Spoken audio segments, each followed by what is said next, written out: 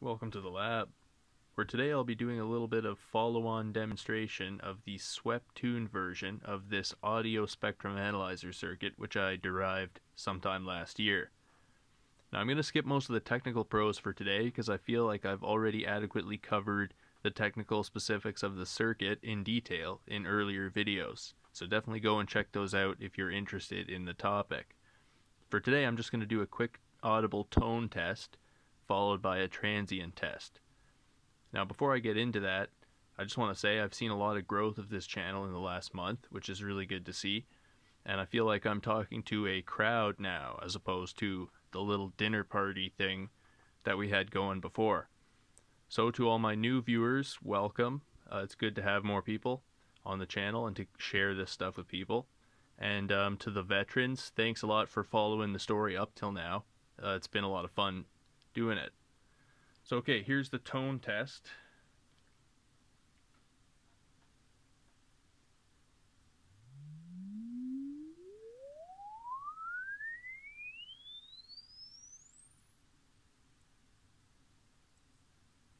So maybe you can see I've actually fixed that discontinuity from the last video.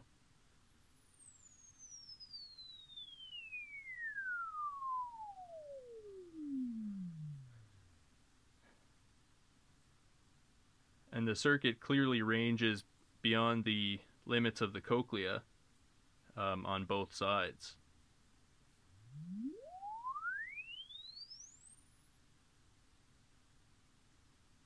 So that's pretty cool.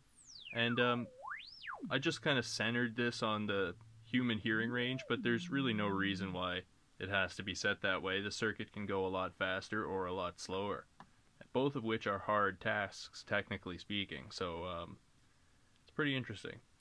Alright, now if you'll bear with me, I'm going to change some alligator clips over to a transient tone generator, which you might have guessed is the electric guitar. Now I shouldn't really be playing right now because I drilled a nice clean 3/8 hole through my index finger on that hand, but might be interesting to see, so let's see how this looks. Looks like we're not hooked up. Aha. The jack wasn't popped in.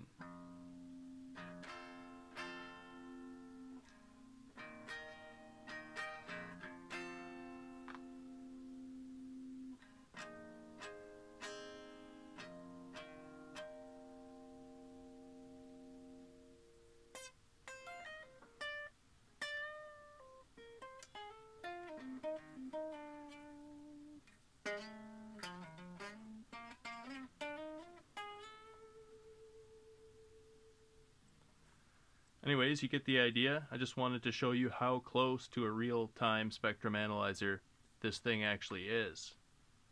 So now the last part of this that I have to demonstrate is the fact that this circuit isn't just an analyzer, but it's actually a mixer. I can control the weighting of each of these bins as taps and mix it all back together in some sort of filtered output.